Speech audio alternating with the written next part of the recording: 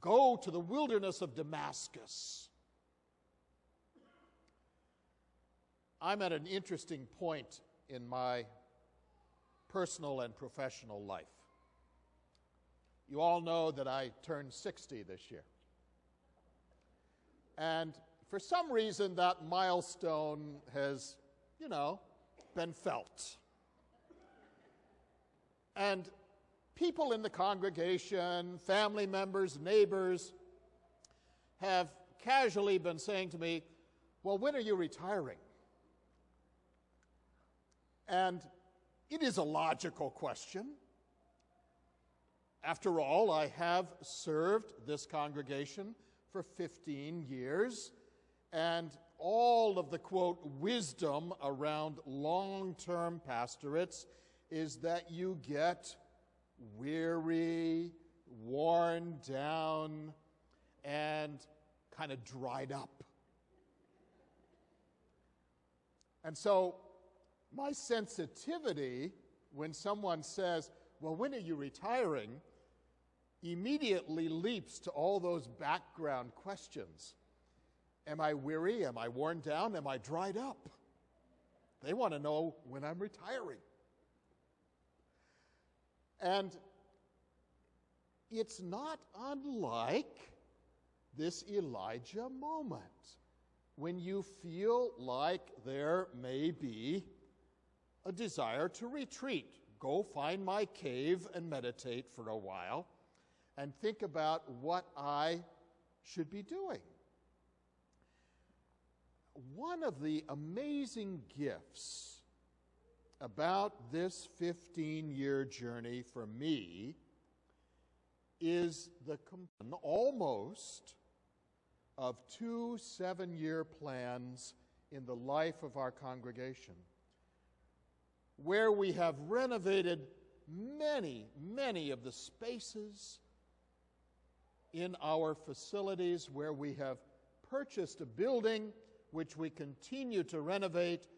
And by the way, the second floor of the meeting house at 35 South Main Street is being transformed this summer from 5 small offices, which were very difficult to use, into 3 wonderful classrooms, meeting rooms, as a result of 2 special gifts that we were given. We've also been able to grow our programs and our ministries and our outreach. But there's one more thing as a faith family that we need to do. And when you are suddenly aware that your minister is getting old, you need to think about the future. And I am not afraid of the future. This moment in time is a wonderful moment when we have an opportunity to visit together, all of us, about who we are as a church family and who we want to be as a church community in this town, in this setting. And God has gifted us with a wonderful circle of people. We routinely serve 1,000 families in this setting. And yes, we will be impacted by everything that goes on in the culture. The disappointments and the troubles in the culture will impact us because they touch us as individuals. The economic troubles in the culture will touch us as a faith family because it will. If people are unemployed, that impacts us. But the future of who we want to be as a faith family is very real.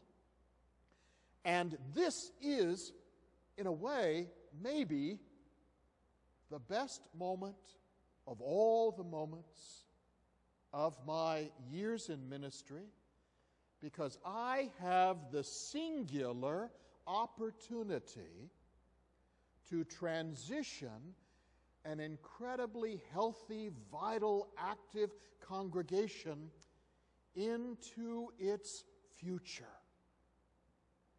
and where you want to go. Have we stumbled? Have we made mistakes? Of course we have. All churches do. All people do. But we have an amazingly solid foundation on which to build our future. And in these coming months, the summer into the fall, and particularly in this coming program year, we will begin the conversation under the guidance of a new committee, a third 7-year plan, which will help us transition from here to 2020, the next 10 years. And you can be fairly certain that in the next 10 years, I will retire. I will let Reverend Jay speak for herself. And probably our Minister of Music, Jeanette, will retire, because she happens to be the senior member of our staff. There will be change. And this is the right moment as an institution to grab hold of all of these possibilities and these changes and look at them in a very healthy way, as we have in the past, and articulate how it is we will be church in this place, in this setting, in the future. How will we worship? What will the worship opportunities be? How will we continue to reach outside of the four walls of this building? How will we be present in mission? And every time we have opened our hearts, every time we have been honest and not afraid to visit and dialogue together, God has entered that conversation. I'm not about to crawl into a cave, even though I might like to be 30 again. I don't want to be 30 again.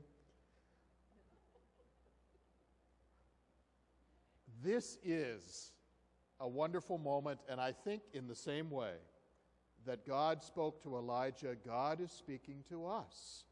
Go. What are you doing here? Go into the wilderness of Damascus.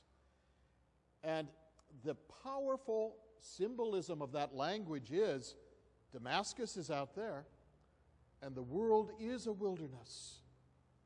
And people are lost in it.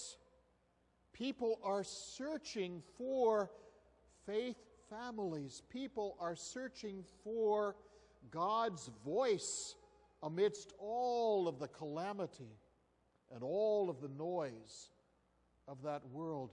And we need to be current. Someone said to me recently, in fact, several people have said, we really need to add a worship setting that has a rock band in it. Drums and brass and sax and clarinet, and we need to swing on a Saturday night or a Sunday night Vespers service, and I agree.